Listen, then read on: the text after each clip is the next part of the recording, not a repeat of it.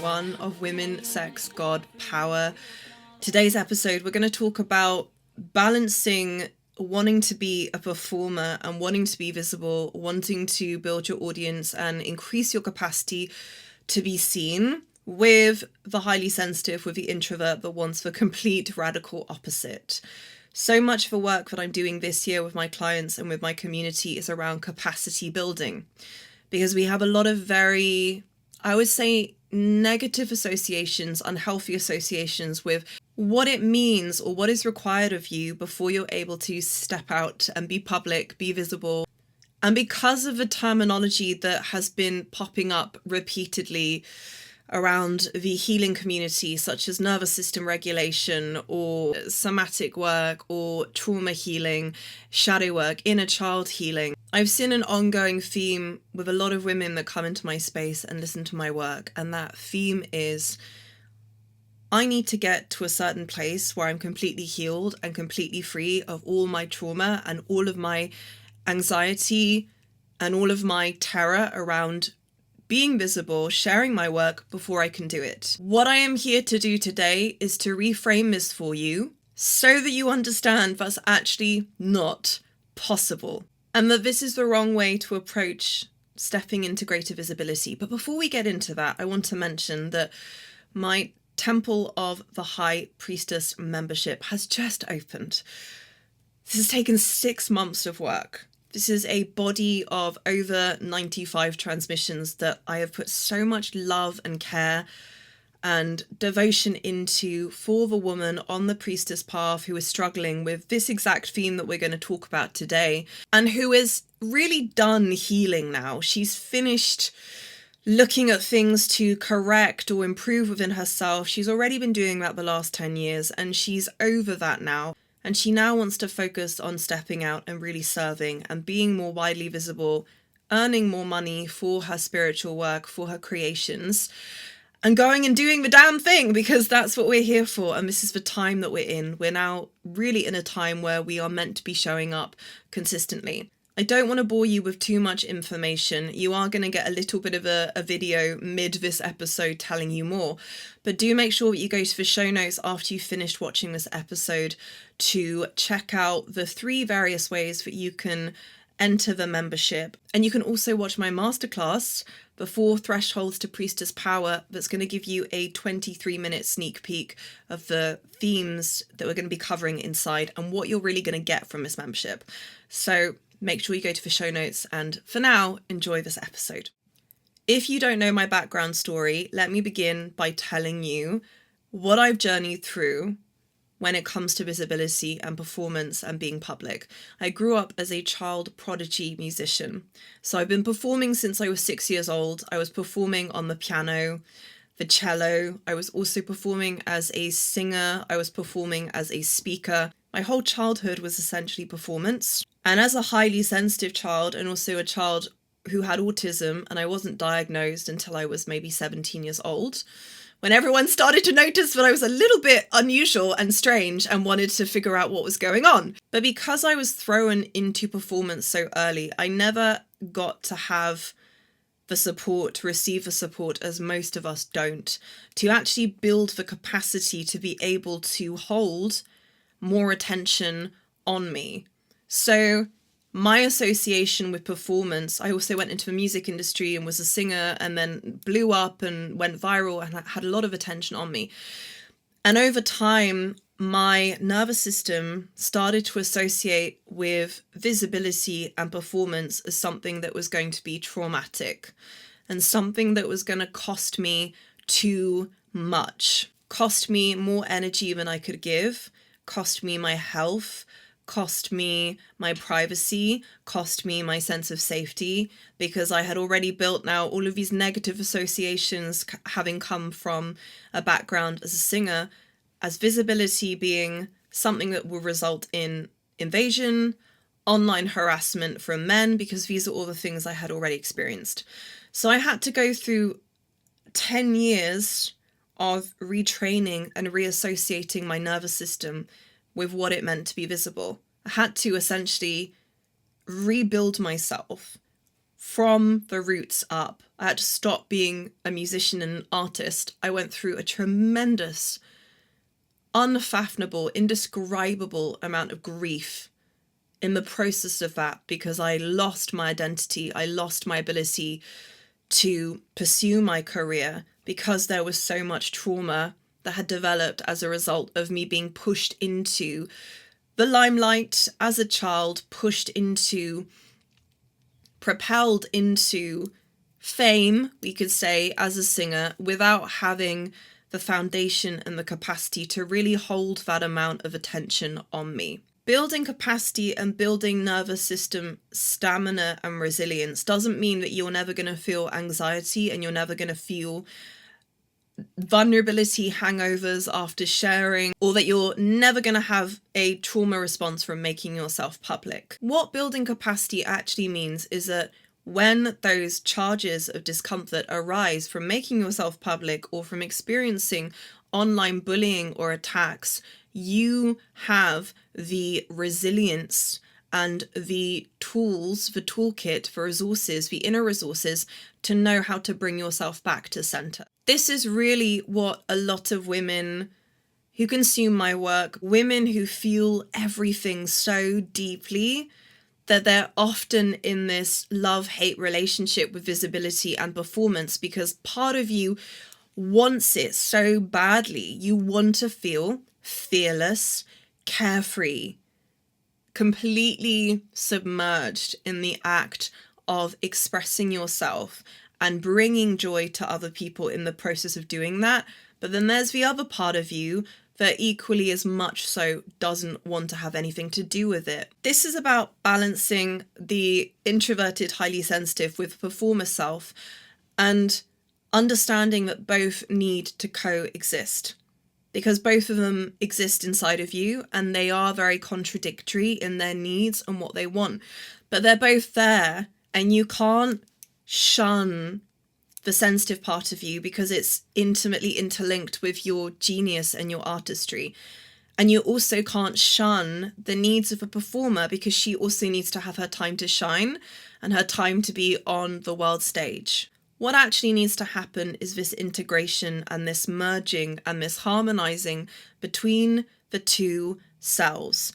By the way, as a reminder, this is a lot of the work that we're doing inside of a Temple of the High Priestess membership. We're getting into these topics really, really deeply to actually help you build the inner resources and also the relationship between these two contrasting parts of yourself that have different needs. But this is essentially the relationship that you need to build between these two parts. My inner introvert and highly sensitive, I've had to give her a lot of care and a lot of nurturing over the years to really support her so that she can then support my performer self, because both, as I said, are intimately connected. If you support your sensitivities, if you support the side of you that feels vulnerable and feels exposed and feels raw and often has vulnerability hangovers, then you are also supporting your performer self to then go and do what she wants to do well and consistently, without having these massive crashes or burnouts because you pushed yourself a little bit too hard and now you need to go into recovery because you didn't really honor what your highly sensitive side wants.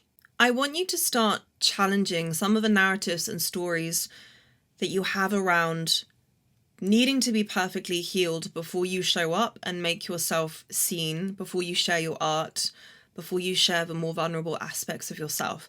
Because this is really the cycle that a lot of us get into as highly sensitives that are also performers. When you say, I can only do this when I am completely healed, what you are demanding of yourself, or what you are doing to yourself rather, is dehumanization.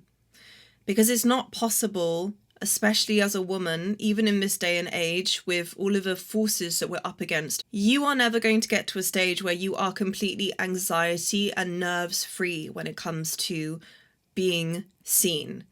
Being seen is one of the deepest wounds that most of us as women carry, because we are so used to centuries of persecution around being too beautiful, being too noticeable, associating that with getting into trouble, being disliked, being too much, too big, taking up too much space in the community. There are so many religious imprints, obviously patriarchal imprints, that have caused us as women to associate with being highly successful and being highly visible as something was going to ultimately eventually result in something negative. And you're never going to get to a stage where you can do this, where you're just going to be completely nerve and anxiety free. And I say that as someone who has been doing this a very, very long time. There is still a charge of anxiety and nervosity that shows up for a variety of reasons whenever I have to film myself or whenever I'm performing, particularly when it comes to performing as a musician, because I spent most of my childhood literally being punished and being reprimanded and screamed at if I didn't walk out of a concert room having given a 10 out of 10 performance. That was literally my childhood. You can perhaps only imagine the amount of hardcore, deep work I've had to do in my relationship, specifically also to music and to using my singing voice, to get to a point where I can do it without feeling like something terrible is going to happen if I don't do it perfectly. Getting back to my point though, we have to rewire our association with what it means to be visible. We have to give ourselves permission to do this work without expecting perfection, okay? Expression over perfection. And you have to give yourself the grace in this process of recognizing that, yeah, you are going to go through trauma responses. You are going to go through moments of immense doubt. You are going to question yourself and wonder if it was a good idea to push for greater visibility or put this piece of art out into the world or say the controversial thing. That's all part of a stamina building. And that stamina building and that resilience building around becoming the performer that you want to become, becoming seen in the way that you want to be seen, it can only happen through making yourself public. Hello, my love. I'm interrupting this episode just for a quick moment to let you know that my Temple of a High Priestess membership has just opened. This is a 6-month journey where together you and I will be moving through the primary initiations and the primary themes that every business owner, artist, creative, spiritually sensitive woman must move through in order to step into greater visibility, build financial freedom from her artistry, and balance being both a successful artist with successful entrepreneurship. Inside this membership, I am not giving you more content. What is offered inside of a temple is a deeply sacred space that is here to call you into your power, realign you with matriarchal and indigenous wisdom teachings and devotional practices, so that everything that you do, from making money to creating content, creating art, building your online platform, interacting and engaging with your audience and community, feels deeply nourishing. This membership is specifically designed for you if you are spiritually gifted, perceptive, neurodivergent or autistic, desiring to blend your spiritual path with your artistry and with entrepreneurship.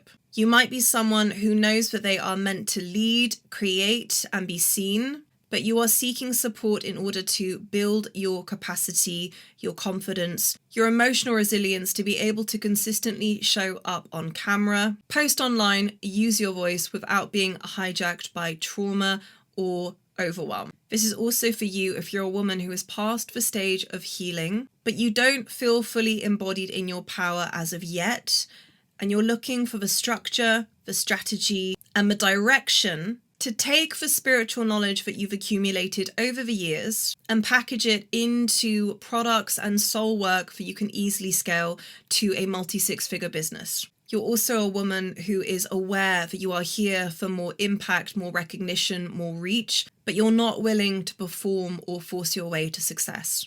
Everything that we're doing inside of a temple is specifically designed to help you deepen your relationship with your voice, your body, and your power. You can choose out of 3 different ways to enter the temple. And you can visit the show notes to join for a 1-month trial period as of today. You can also watch my brand new masterclass, The 4 Thresholds to Priestess Power, to get a taste of the work that we'll be doing inside of the membership. Everything you need to get started is in the show notes, so do make sure that you visit them once you've finished listening to this episode. We can do all the somatic work, all the subconscious reprogramming in the world, and that's still only 50% of the safety and the resilience and the nervous system capacity building that we have to do in the process of making ourselves more visible. It's still only 50%. The other 50% comes from actually doing the thing. That's the part that most women avoid. That's why also most of my clients, I would say, and particularly before they came into my programs and immersions or worked with me in my one-to-one mentorships, were in this ongoing repetitive cycle of, I need to do more healing. I need to find another modality, another practitioner. I need to invest more in my trauma healing before I can start doing the thing. Now, only you can tell how much more somatic or healing work you need to do, okay? Only you can tell. I can't judge based on where you are in your journey. Only you truly know how much more work you need to do to support yourself in building that capacity. But the other 50% of the work, which most women avoid and sometimes never even get to, is the actual doing, the actual putting yourself out there. Feeling the vulnerability hangovers, feeling the trauma responses, feeling the terror arising in your body, and practicing in this moment, I'm safe. In this moment, I am safe. I might be reacting to a past experience. I might be responding to a memory. I might be responding to a past life memory. But on this timeline, in this moment, in this body, I am safe. And one of the most grounding things that you can do when you're having those really charged, anxious responses after having posted, after having shared the thing, is to go and do something completely different, to take your mind off of what you've just shared, what you just posted. Literally go out into the garden, put your hands in the soil, plant something. I know it sounds really silly. You might not have a garden, but go for a walk. If you have a dog, take your dog for a walk. Go cook something. Go have a conversation with a friend. Do something that takes your mind off of, I've just shared that thing and it's made me feel really vulnerable. Don't sit online and look at the comments and look at the feedback and look at the responses.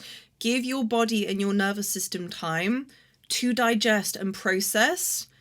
I've just done something that was really intense for me and a really big deal, and I'm now entitled to take the rest of the day or the rest of a week to integrate what I have just done, having made myself a little bit more available and integrate the vulnerability that comes up with that. I want to share my process with this as well to help you understand the rituals and practices that I do around sharing these episodes, any piece of work, any piece of music. Once I've posted something, I leave it. It now belongs to the people who are watching it. It now has nothing to do with me. I might still be promoting it, sure, because it's my work and I want it to reach as many people. But it now belongs to the people who are receiving it. I detach from it. You can care deeply about your art and your work, and you can still be detached from it. To recognize that the moment you've posted publish, the moment that it's available to the public, it now belongs to them. It's a piece of you that now belongs to the people who are receiving it with reverence, with respect, who are benefiting from it. But in making the decision to put your art on the internet, to make your work available to the world, you have to also accept that once it's out there, it belongs to the people. That's a really difficult one because obviously we have our emotions wrapped up, our vulnerabilities wrapped up in the thing that we created, and there's an attachment there. But it's actually a really powerful process to practice the moment you've posted, the moment you've offered the thing as a sacred gift. This is how I see everything that I share on here. It's a sacred gift, okay? I'm gifting my audience, my community with a part of my expression. I'm willingly doing that. I'm choosing to do that. Nobody's making me do it. Because I'm willingly choosing to do it and no one's forcing me to do it, I have created this understanding between myself and every piece of transmission, every piece of art that I put out, that once it's available to the public, it now belongs to them. I detach from it, which also means not obsessing over who's commenting, who's liking, who's sharing, which is still hard for me because obviously I want it to reach as many people as possible, but not obsessing over these things, letting the work do what it's meant to do, letting it reach who it's meant to reach. In doing this, you are also removing the pressure from yourself, the emotional attachment to your work to have to perform in a certain way. You're removing your association with that piece of work as a reflection of your self-worth, demanding it to reflect back at you your worthiness based on how well it performs in the online sphere. It's really important to remove that attachment and to remove that pressure. There are so many different factors contributing, how ready and willing are people to hear this message? Is it aligned with divine timing? Are people receptive to it right now? Are they in the right mental framework? Is this what they need? Is this what they're willing to hear? Was the algorithm being weird that day? Have I been shadow banned? Is my work a little bit too ahead of its time and a little bit too potent and too powerful for people to be able to receive? There are so many things that are out of your control when it comes to sharing yourself online as an artist and a creator. What is in your control is how you associate and how you practice being in relationship to your work, and to stop expecting the world to reflect back a mirror of your worthiness and your deservingness, because it rarely ever does. If we're constantly trying to source our self-worth and our motivation from our audience, and it makes it really hard to keep showing up. So that's my practice in that process, really practicing detaching. The other thing that I want to mention is that when we have a really big purpose, when we have a really big vision that we're trying to accomplish, that vision and that dream holds an energetic charge. It holds a certain energetic charge that we need to grow our capacity to be able to manifest through us. A lot of the times what happens is a soul comes in with this mammoth vision, this limitlessness, this capacity, this intense ability and capacity to manifest the greatest of desires. But the soul is so ahead of what our own human body and nervous system and psyche is able to actually contain and hold. I know this was the case for me because I could always feel my creative power and the enormity of charge that was present inside of my body. And my body was constantly being burnt through, wired with anxiety, constantly crashing or moving into cycles of burnout because I would move through processes of outputting at an extraordinary rate, creating for hours upon hours every single day for weeks, sometimes months on end, and then crashing and burning out because my creative soul capacity was way ahead of and beyond of what I was able to hold in my body. So when we come in with that expanded capacity, again, we have to go through the nervous system training to be able to hold that vision and hold it long term, because big visions, big dreams don't manifest over a period of months or even a period of 3 or 5 years. You're in it for the long term. And with a big purpose comes enormous responsibility. Engage with your artistry and your work and what is being asked of you every single day over an extended period of time. That requires a huge amount of energetic capacity and responsibility. And there's a lot of discomfort that comes with that process as well, because sometimes the body cannot keep up. The nervous system needs more time to integrate. It needs, in its slowness, right? The nervous system is very slow to catch up. It needs the time to instill and expand and stretch its ability to meet the demands of what your soul is trying to manifest. And we have to be prepared to move through the discomfort of that. You might show up today with the very best of intentions to create whatever you want to create, and you might do a terrible job at it. You wanted everything to go smoothly and perfectly, and instead it just came out in the form of, the most diminished form of expression that you would expect of yourself. That's the journey. That's the discomfort. That's the ego having to take one hit after the next, having to consistently move through the discomfort of feeling insulted, feeling demoralized, feeling diminished, feeling too inferior, feeling not good enough. When you have this vision and you want to show up to it and deliver it to the best of your capacity, and you find that you can't. So many creatives and artists are not even willing to go through that process because it's humbling.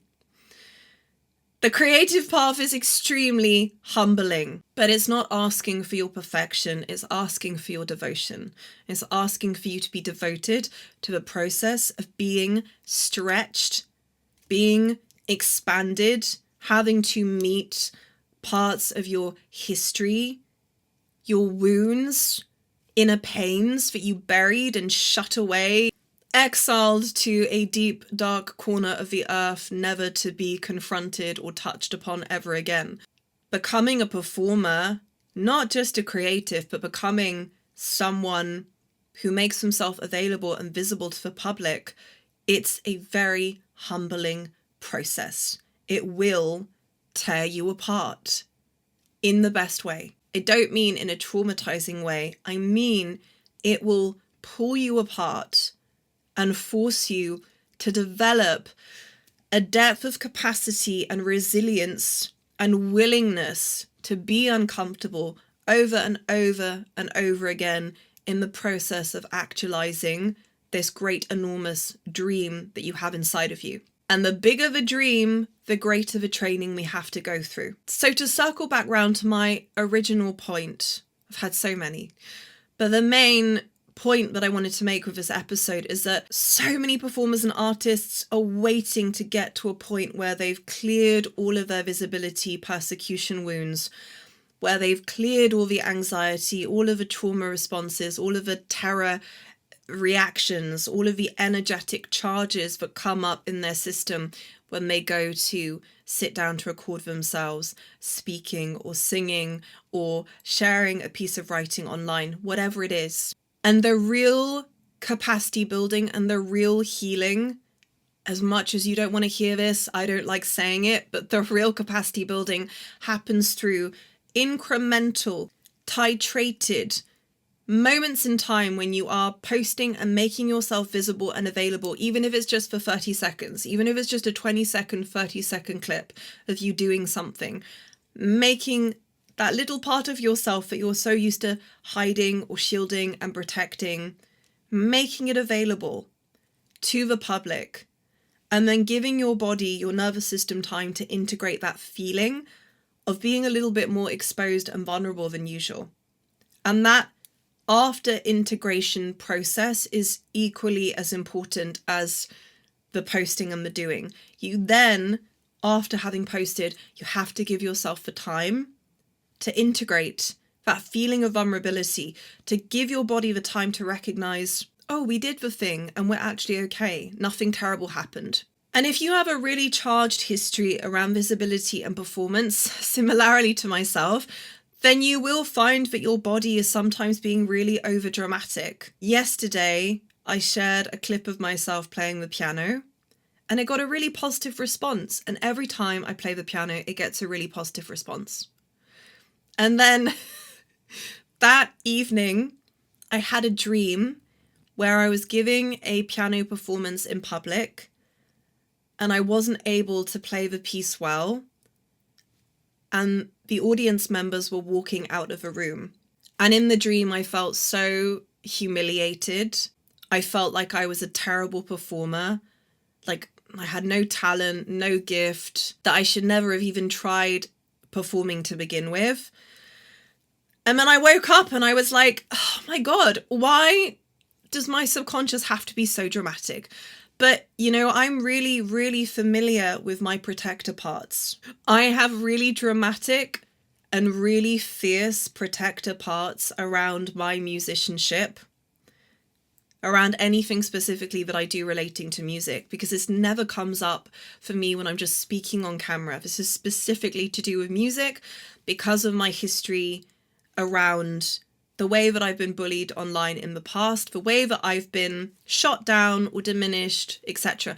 So my psyche and my subconscious are really dramatic when it comes to me sharing anything of myself musically, and they'll always do this. It will always give me like really dramatic dreams or nightmares the night after, because it's way of saying, you know, if you do this, then this could happen. And I'm really aware that that still exists inside of me, and I just speak to it really gently and really compassionately, and I say, look, I'm gonna keep doing this anyway.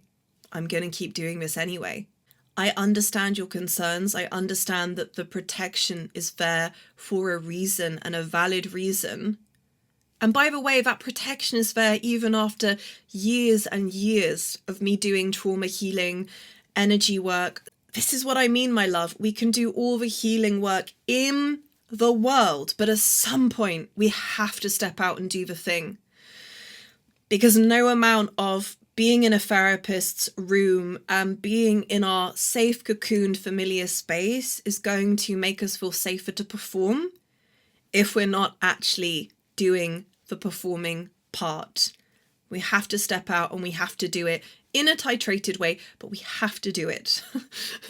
I wish it wasn't the case. I wish it was easier. I wish that, you know, all of the healing could happen in the therapy room. But alas, no. And you just need to be aware that in this process, you are going to get these dramatic responses from your psyche, from your subconscious, through dreams, through nightmares, that are going to like test you and remind you, hey, this still doesn't feel safe. And you respond with saying, I know it doesn't feel safe. You have every right to not feel safe about me doing this, but I'm going to do it anyway. We're going to do it together. We're going to do it as an entire ecosystem of parts, right? The soul, the heart, the ego, the protector parts. We're all going to do this in union together. And the more courageous side of you is going to show those parts that it's safe to be here, it's safe to be present, it's safe to be visible, it's safe to pursue your purpose, it's safe to be the most magnetic and alluring and powerful self, and you're not going to be punished for that. And even if people do try to make you feel like you should go back into hiding, you're going to have the tools and the inner resources and capacity to be able to keep going no matter what. Thank you so much for listening to this episode today. As always, I ask that if you are gaining from these episodes, please make sure that you follow the podcast via this podcast page. Please make sure that you rate the show, and please do leave your comments and your feedback. I would love to know your experience with this, if you enjoyed this topic, if you'd like to learn more about it. As I mentioned, everything we've covered today, we are going to go into in a very somatic and also practical way inside of the Temple of the High Priestess. So do go visit the show notes, and you can see via the show notes there are 3 different options, ways that you can enter the membership. But if you want to learn more before entering, do make sure that you purchase the masterclass. It's only £7. It's only 23 minutes long. It's going to be worth every single minute of your time, I can promise you. And if you're a woman who is on the path of growing into your performer self, a quick reminder that I am offering one-to-one mentorships for women, where you will be working closely with me over a period of 30 days inside of Telegram, and communicating with me on a weekly basis through voice notes, texts, and phone calls. So if that feels like something that you would like to explore, you can hop on an inquiry call. You can go to the show notes. Again, everything is there. You can book in a free inquiry call to speak to me in person, to learn more about how I guide women through these specific themes relating to building a greater capacity for visibility and performance, etc. Thank you so much for tuning in and listening, and I hope that you gained so much from today's episode, and I'll see you next time.